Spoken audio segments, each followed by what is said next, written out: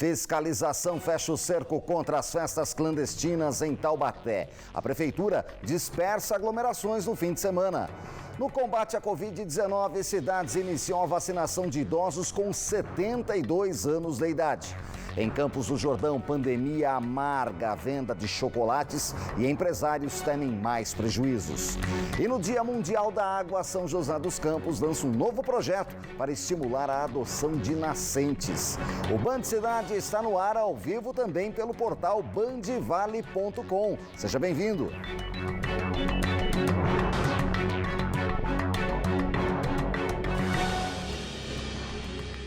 Inicia o Band Cidade falando do desrespeito das pessoas que insistem em fazer festas clandestinas e aglomerações.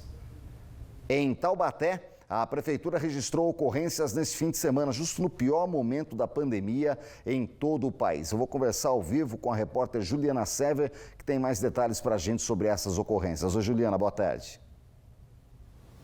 Boa tarde, Nicoline. Boa tarde a todos que acompanham o Band Cidade primeira edição. Foram 3 ocorrências que chamaram a atenção em Taubaté neste final de semana. A primeira, viu, Nicoline, aconteceu no bairro Pinheirinho. 100 pessoas aglomeravam por lá e essa festa, claro, que acabou com a presença da Guarda Civil Municipal e também Polícia Militar. Outros 2 eventos também tiveram destaque. Uma outra festa no domingo à noite aconteceu aí no bairro do Barreiro, na região do Barreiro, cerca de 300 pessoas por lá.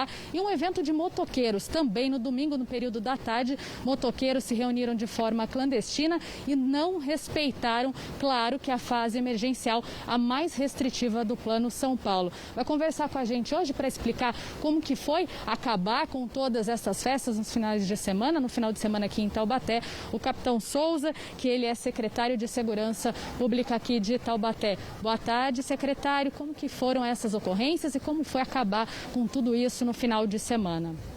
Boa tarde. Realmente esse final de semana foi bastante agitado para nós.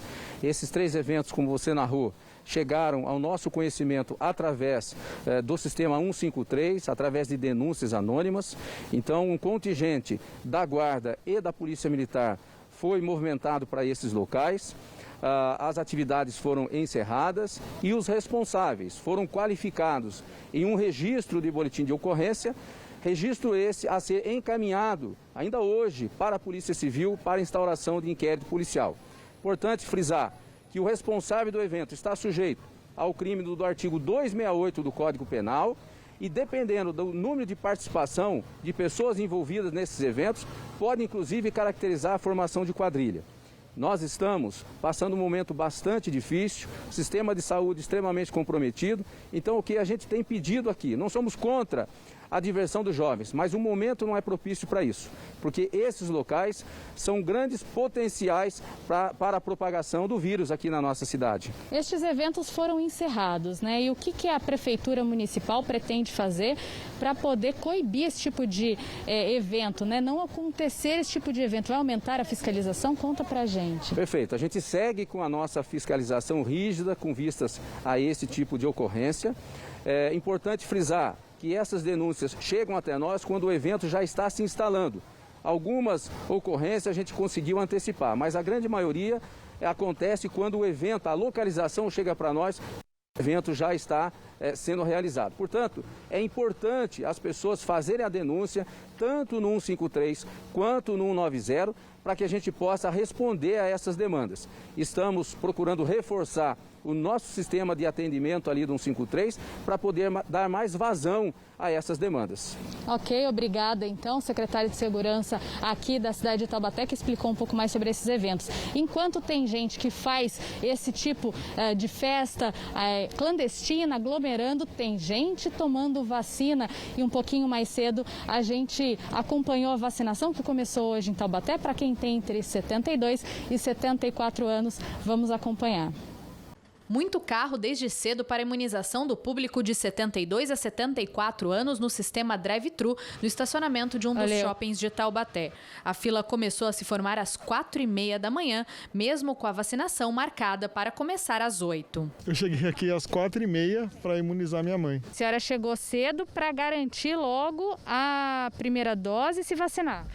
Sim, estou ansiosa para chegar a minha vez. Se Deus quiser, estou chegando. Seu Deusdete foi um dos que chegaram cedo para receber a imunização.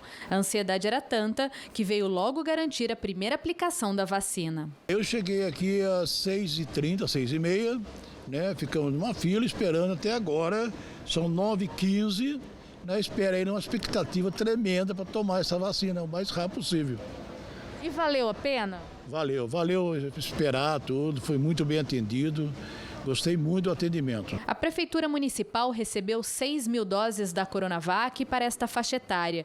E a expectativa é que cerca de 5.000 pessoas deste público sejam imunizadas. Além deste ponto de vacinação, para quem tem entre 72 e 74 anos, acontece também a aplicação de doses no sistema drive-thru, no SEDES Sindicato Rural e na quadra coberta da Estiva. Além desses pontos, também há vacinação em outros locais da cidade, como, por exemplo, nos PAMOS São Carlos, São Pedro e Bonfim e nas UBSs Gurilândia, Parque Aeroporto e Chácaras Reunidas Brasil.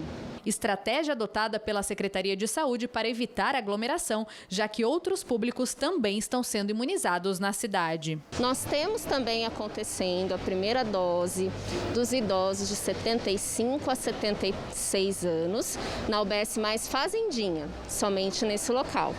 E temos ainda a segunda dose dos profissionais de saúde, dos idosos de 80 a 84 anos, 85, 89 e 90 anos ou mais, na Avenida do Povo, no esquema de drive-thru. E mesmo esperando 3 horas na fila, seu Roque estava animado. Acordou por volta das 5 da manhã, foi sozinho e com o uniforme do Clube do Coração. Afinal, a imunização traz a esperança de dias melhores para ainda ver muitos jogos pela frente. Se Deus quiser. Deus quiser, tem muitos e muitos. Em menos de 24 horas, o prefeito José Saldi, de Taubaté, decretou e depois resolveu revogar a antecipação de feriados na cidade. No sábado, ele divulgou um vídeo nas redes sociais justificando o recuo. Confira.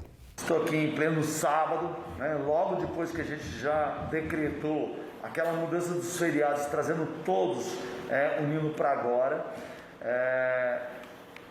Trazendo uma notícia para vocês que nós vamos ter que revogar esse decreto, mediante as aglomerações. Nós estamos vendo já em grupos de WhatsApp, de redes sociais, gente já se organizando para festas, se organizando para mais aglomerações, se organizando para ir para a praia, e isso não pode. A vida em primeiro lugar.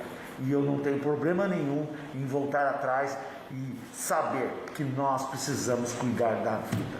Então agora já vou assinar um decreto revogando aquele. Já no litoral norte, São Sebastião começou hoje mais um bloqueio sanitário na cidade e testagem em massa. Quem tem informações do litoral norte é o Conrado Balucci, direto do estúdio da Band Vale FM Litoral. Oi, Conrado, boa tarde. Tudo bem, Nicoline? Boa tarde para você. São Sebastião começa nesta segunda-feira uma série de barreiras sanitárias ao longo do município, nas duas extremidades, tanto na Costa Sul, no bairro de Boracéia, quanto no Canto do Mar, na Costa Norte, para coibir as pessoas que estejam portando o vírus da Covid-19 e estejam assintomáticas na cidade. Além daquelas orientações de praxe que essas barreiras sanitárias costumeiramente em São Sebastião costumam fazer, haverá também aquela ação de testagem em massa, justamente para identificar aquelas pessoas que estejam com o vírus no corpo. Caso dê positivo, o turista ou motorista não poderá entrar na cidade. Segundo a Prefeitura, o Código Penal brasileiro permite que esta ação seja realizada quando se trata de uma pandemia. Isso se enquadra em crimes contra a saúde pública. Então, se algum ocupante do veículo estiver portando o vírus da Covid-19, ainda que assintomático, ele não poderá entrar em São Sebastião e terá de retornar à sua cidade. Essa ação acontece até o dia 2 de abril, data em que se encerra este mega feriado decretado na cidade de São Paulo. São Sebastião, Nicoline, que no último final de semana, na noite do último sábado, recebeu 100 ampolas do medicamento pancurônio, que é necessário para realizar a intubação de pacientes. São Sebastião estava vivendo já um colapso, porque não havia mais insumos nem medicamentos, e todos os pacientes que tiverem que ser intubados teriam de ser transferidos para outros municípios. Com essa remessa deste medicamento, a cidade ganha um fôlego aí de mais ou menos 10 dias e não precisará transferir os pacientes que aqui estão internados. Segundo a Prefeitura, 41 pessoas estão internadas hoje em São Sebastião e 10 estão intubadas aqui no município. Volto com você, Nicolini. Obrigado, Conrado. Boa tarde. Falando em Litoral Norte, vamos agora com imagens ao vivo da chegada a Caraguatatuba pela rodovia dos Tamoios. Termômetros com 31 graus, sol e calor no Litoral Norte, que vai predominar também na tarde de hoje. Vou para um rápido intervalo e volto já com mais notícias. Continue conosco, agora 1h10. De volta com o Band Cidade, neste domingo aconteceu o lançamento do nanosatélite brasileiro no Cazaquistão. O equipamento foi desenvolvido pelo INPE em parceria com a Universidade Federal de Santa Maria, no Rio Grande do Sul. Mais detalhes com o Israel Goldenstein. O equipamento foi colocado em órbita por um foguete russo no cosmódromo de Bakir, no Cazaquistão. O aparelho tem sensores capazes de medir o campo magnético e vai ficar a uma distância de cerca de 600 quilômetros da Terra, além de ajudar a mapear problemas que podem afetar a distribuição de energia elétrica, falha de comunicação com as redes, problemas ligados a GPS, além do funcionamento de outros satélites. As informações serão enviadas diariamente de forma remota para a Universidade Federal de Santa Maria, no Rio Grande do Sul, e também para o INPE, aqui da região do Vale do Paraíba.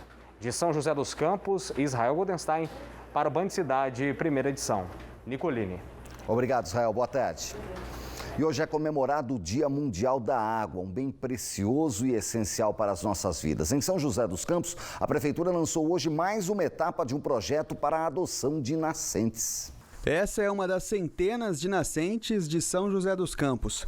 A restauração e a manutenção desses locais é de responsabilidade da Prefeitura. Mas a partir de agora, elas poderão ser adotadas por empresas e instituições. Uma nova fase desse projeto, que é a possibilidade das instituições, ONG, empresas, até uma pessoa física, poder participar adotando uma nascente. E aí essa empresa, essa instituição, ela participa do esforço da restauração e também da manutenção desse reflorestamento que visa preservar a nascente. O decreto que autoriza as adoções faz parte da comemoração do Dia da Água. O programa de revitalização existe desde 2006 e desde então 35 nascentes foram restauradas. Além do programa de adoção de nascentes, a Semana da Água conta com uma série de atividades pela cidade. Algumas escolas vão receber o plantio de hortas e agricultura urbana. E pensando na conscientização, a programação online foi reforçada. Ao longo da semana, nós temos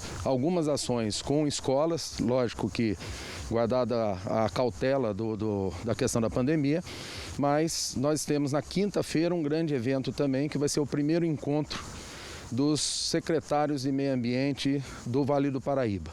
E vai ser uma conferência para que nós possamos abordar não somente o tema água, mas os temas em comum da pauta ambiental do Vale do Paraíba. Olha, criado pela Organização das Nações Unidas desde a década de 90, que se comemora em 22 de março o Dia da Água. A gente fala um pouco mais sobre a importância desse bem vital. Ao vivo comigo, o presidente do Comitê da Bacia Hidrográfica do Rio Paraíba do Sul, Renato Veneziano. Renato, boa tarde, obrigado por nos atender. Quais as condições atuais do nosso Rio Paraíba? Sem dúvida alguma, o veio da água mais importante da região metropolitana. Tem o que se comemorar nesse Dia da Água? Boa tarde. Temos que comemorar muito, Nicolini, porque a qualidade da água do Rio Paraíba, nesses últimos anos, ele tem melhorado muito, graças à atuação também do comitê, graças às atuações das empresas de saneamento regionais e estadual.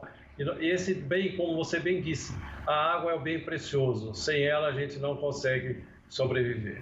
Hoje, o índice, a qualidade da água do Rio Paraíba é melhor do que nos últimos anos. O que levou a isso, Renato?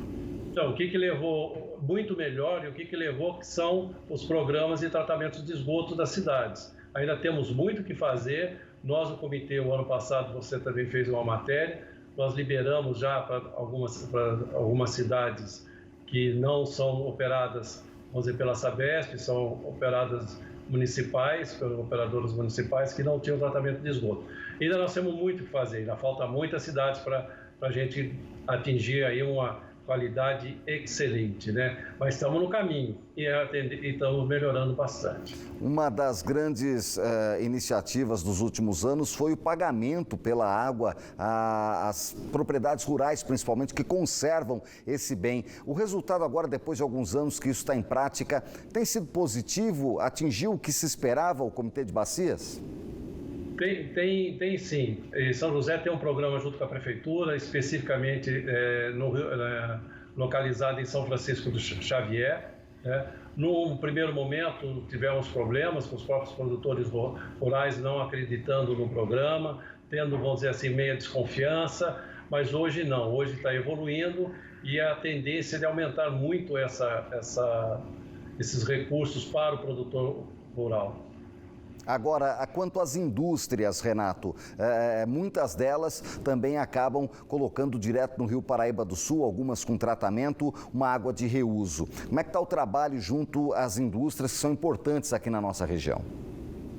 Aí é um trabalho específico mais da CETESB, Nicolini, mas pelo que a gente vê ou pelo que a gente tem de algum relatório em cima, elas não, a CETESB tem aí um comprometimento muito grande, junto às indústrias. E as indústrias também fazem parte do nosso comitê. Hoje, as indústrias elas saíram na frente até do saneamento, vamos dizer assim, do saneamento dos seus resíduos, do que as próprias concessionárias, vamos dizer, as concessionárias com tratamento de esgoto. Quer dizer, as indústrias saíram na frente e ela tem essa preocupação e são monitorados por isso. A boa notícia é que a água hoje está melhor do que ontem e que amanhã seja ainda melhor do importante Rio Paraíba, vital para a nossa vida aqui na região metropolitana. Renato Veneziani, presidente do Comitê de Bacia Hidrográfica do Rio Paraíba do Sul, muito obrigado pela atenção, uma ótima tarde.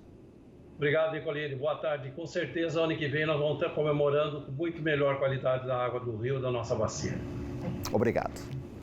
Seguimos com o Band Cidade, agora com imagens ao vivo da maior cidade da região metropolitana, São José dos Campos. Está aí a ponte sobre o Rio Paraíba, Ponte Maria Peregrina. Agora 1h21, 31 graus na cidade. Eu vou para um rápido intervalo e volto já com mais notícias. Até já. 2 homens foram detidos esta manhã por tráfico de drogas em São José dos Campos. Eles usavam inclusive produtos vindos do exterior para o preparo da droga. O Rauston Naves tem mais informações. Boa tarde, Rauston. Boa tarde, Nicolini. Muito boa tarde a você também que nos acompanha no Band Cidade, primeira edição. Logo nas primeiras horas desta manhã de segunda-feira, os policiais da DIS, Delegacia de Investigações sobre Entorpecentes de São José dos Campos, detiveram 2 homens em um sobrado que fica na zona sul da cidade, no bairro Morumbi. Dentro deste imóvel funcionava uma espécie de laboratório. Tinha um cômodo da casa que era destinado para estufa para armazenar drogas. Mais de 30 pés de maconha foram apreendidos, além de materiais também utilizados para o preparo e embalo desses entorpecentes. Esses 2 homens não tinham passagens pela polícia, eles foram trazidos aqui para a sede da Polícia Civil e vão responder presos em flagrante por tráfico de drogas. O que chamou a atenção da polícia foi justamente todo esse material que inclusive vinha de fora do país para preparar esses entorpecentes. Os investigadores chegaram até essa residência depois de uma denúncia anônima. A dupla já era investigada há cerca de 30 dias. De São José dos Campos, Rauston Naves, para o Band Cidade. Obrigado, Rauston. Olha, nesse período, a produção de chocolates em Campos do Jordão estaria a todo vapor. Mas devido à pandemia, a Páscoa desse ano deve ter um gosto amargo para os empresários. Este deve ser o segundo outono de movimento fraco em Campos do Jordão, na Serra da Mantiqueira. Um ano depois do início da pandemia, a região vive a fase mais restritiva do Plano São Paulo, com o comércio não essencial de portas fechadas mais uma vez. Nesse primeiro fim de semana da nova estação, as ruas estavam quase vazias. Era nessa época que os comerciantes daqui se preparavam para a alta temporada, a partir do feriado de Corpus Christi, período de maior faturamento do comércio. Para esse ano, com as novas variantes do coronavírus e os diagnósticos positivos desenfreados no estado de São Paulo, os próximos meses ainda são de incertezas para a rede hoteleira e o setor de restaurante. Na fase emergencial do Plano São Paulo, o movimento nas ruas cai no mesmo ritmo das folhas. Consequentemente, a Páscoa deve ser um período de poucas vendas para o comércio local. Nessa loja, em Campos do Jordão, que vive do chocolate, produto tão tradicional, o impacto deve ser grande. O movimento em dias comuns caiu 90% desde o início da pandemia. Em outros anos, para atender a demanda dessa época, o Alexandre contratava 3 funcionários temporários. Agora está contente em não ter demitido ninguém.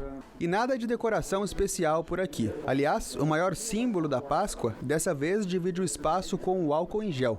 Para evitar mais prejuízos, o Alexandre está se dedicando às vendas online. Na pandemia, a gente focou bastante na internet, uma coisa que a gente não fazia antes, porque a loja estava aberta, dependia do público aqui dentro. Na hora que fechou, a gente começou a pesquisar várias formas possíveis de atender o cliente online, né? Para esse ano, a expectativa é vender pelo menos 80% do registrado no ano passado. Resultado suficiente só para manter as portas abertas. E nada de planejamento a longo prazo. Por enquanto, o Alexandre prefere dar um passo de cada vez. Uma época que a gente estava aberto, a gente dependia muito de cenário interno da loja. Como é que a gente ia fazer para operar internamente, para atender o turista e tal, ou ao cliente que vinha na loja.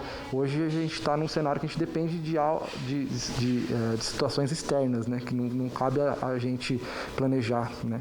Então depende do governo, depende de situação econômica, depende de muita coisa. E assim a gente termina o Band Cidade desta segunda-feira. Eu lembro você que mais notícias a qualquer momento você tem no nosso portal, é o bandvale.com. E a programação completa está no YouTube da TV Band Vale. Vem aí Solange Moraes e Lucas Sanseverino, é o Falando Nisso Band, que também começa a semana. A Solange Moraes está lá no estúdio e já vai trazer pra gente qual o principal destaque do programa de hoje. Ótima semana, Solange, boa tarde.